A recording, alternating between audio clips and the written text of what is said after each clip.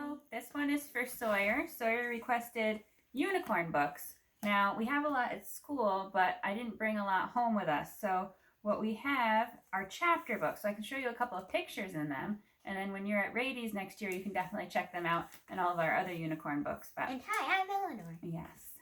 So, Sawyer, if you want to come in and see this. So this is a chapter book about unicorns. I'll show you some of the pictures. It has unicorn myths, how to capture a unicorn. Thank you. You're reading it right now. Thank you. Nice color pictures. They're mostly shy and live alone. A few are playful.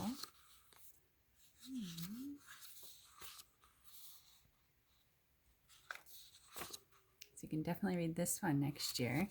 And then this is another one called The Truth About Unicorns that we have. Again, they're chapter books, so I think it would take me a long video to read all of these.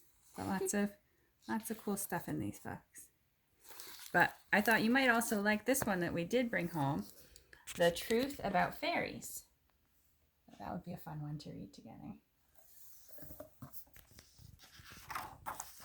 Here's your title page. Some cute little fairies. Eleanor likes fairies a lot. And unicorns. And dragons. Yes. And all that other stuff. Thank you. Are fairies real? Fairies seem to twinkle and shine, but are fairies real? Of course not. I don't know, but whatever. We agree to disagree. Fairies are make-believe creatures that have sprinkled magic through stories for hundreds of years. What kind of book about fairies tells you they're not real? I don't know, Eleanor. Conspiracy. Fairy history. Fairies flutter through stories all around the world. Some stories say a fairy is born from a baby's first laugh. Other legends say fairies were once angels. People created stories about fairies to explain things they didn't understand. Some people in England blamed fairies for bad crops. In Ireland, people said fairies soured milk. What do fairies look like? Fairies can look like almost anything. Some have pointy noses and crooked teeth. Some even look like animals with wings. Some well-known fairies look like little princesses and princes. They have silvery wings. They twinkle like stars. Clothing made of leaves. Tiny bodies, pointy nose, large ears, and flower petal clothing, and silvery little wings. Silvery wings. Fairies wear special clothing. A fairy's shirt might be made of spiders' webs or leaves. A fairy's dress can be made from flower petals. One storybook fairy wore tights made out of an apple core. His slippers were made out of the skin of a mouse. Leprechauns made shoes for the fairies. That's what I heard. Anyway, where do fairies live? Fairies live in a fairy realm. The fairy realm is a make-believe place that people can't see. A Welsh myth says that the fairy realm can be seen only from inside a circle of wild mushrooms. But watch out, people who step into the fairy realm rarely come back. Curious fairies travel outside the fairy realm. These fairies play in gardens and birds' nests. They nap in empty nutshells. So you can make a fairy garden. In some stories, fairies leave the fairy realm to help people in need. The blue fairy in Carlo Colley's famous story, The Adventures of Pinocchio, even helps a puppet. The blue fairy teaches a puppet how to behave well.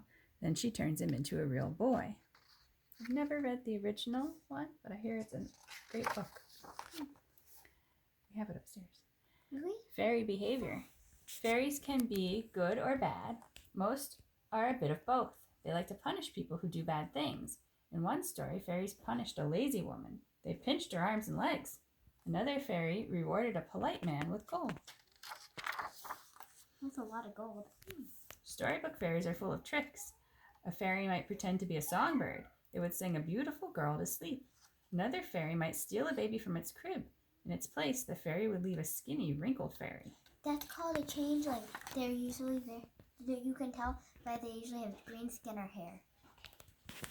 Many fairies are quick to get angry. In an Irish tale, a young boy named Jack hears fairies singing. Jack interrupts the fairy's song with his own terrible singing. The fairies cast an evil spell on Jack. They leave him with 2 humps on his back. Fairies also do mean things when they're jealous. The most famous fairy is Tinkerbell from J.M. Barrie's story, Peter Pan. Tinkerbell becomes jealous of a human girl. She talked some boys into shooting arrows at the girl. Luckily, they missed. Fairy magic. Fairies are magical. They use magic to fool people into seeing things that aren't real. A dark cave might look like a beautiful room. An ugly fairy might look like a handsome boy. This magic is called fairy glamour. Fairy godmothers use magic to help their godchildren. Cinderella's fairy godmother helped her go to a ball. In Sleeping Beauty, Aurora's fairy godmother used magic to keep her safe from an evil fairy. Fairies today. Fairies are still popular today. Some people paint pictures of glittery fairies. Other people write stories about fairies that hide among us. Movies show all kinds of fairies. Fairies are not real. I beg to differ. But these magical creatures are fun to imagine. Wouldn't you agree? Ooh, facts about fairies. I like this one.